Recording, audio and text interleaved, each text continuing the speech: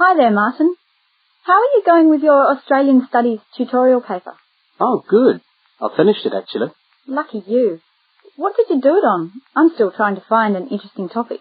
Well, after some consideration, I decided to look at the history of banana growing in Australia. Banana growing? Yeah, banana growing. Fascinating, I'm sure. Well, it's not as boring as you'd think. And I wanted to tie it into the work I've been doing on primary industries and the economy. Anyway, I bet there are a few things you didn't know about bananas. Such as? Such as the fact that bananas were among the first plants ever to be domesticated. Oh, really? Yeah, they're an extremely nourishing food. I suppose you're going to tell me the whole history of banana growing now, aren't you? Well, it'll be a good practice run for my tutorial next week. I'll do the same for you sometime. Okay, fire away. So where were these bananas first domesticated? According to my research, the Cavendish banana, which is a banana, and the first type to be cultivated here, actually originated in China, but they had a fairly roundabout route before they got to Australia. You mean they didn't go straight from China to Australia? No, they didn't. It seems that in 1826, bananas were taken from South China to England. I suppose they'd have made a welcome addition to the English diet. Yes, I'm sure. Well, apparently there was an English duke who was particularly fond of bananas, and he used to cultivate them in his hothouse, which is where you have to grow them in England, of course, because of the cool climate. And they became quite popular in the UK. So he was the one responsible for cultivating the Cavendish banana, which was then introduced into Australia. I see, and we've been growing them ever since. Yeah. Are they hard to grow? Well, yes and no. To grow them in your garden, no, not really.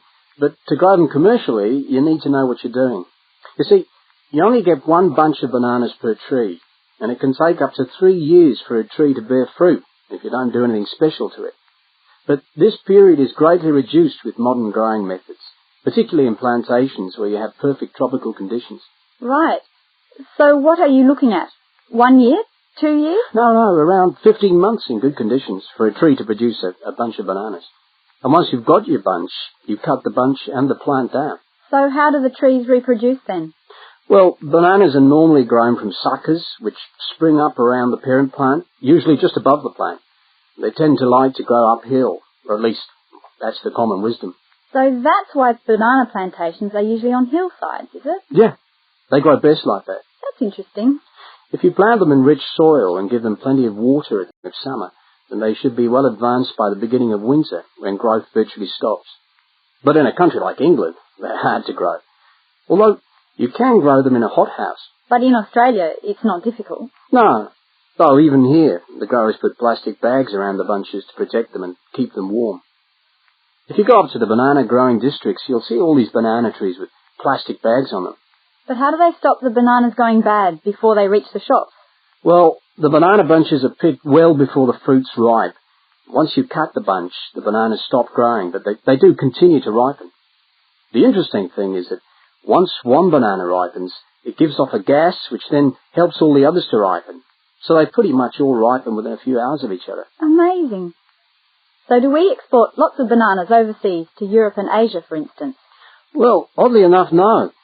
I believe New Zealand takes a small proportion of the crop, but otherwise, well, they're mostly grown for the domestic market, which is surprising when you think about it, because we grow an enormous number of bananas each year. Yes, well, thank you for all that information. I'm sure the tutorial paper will go really well.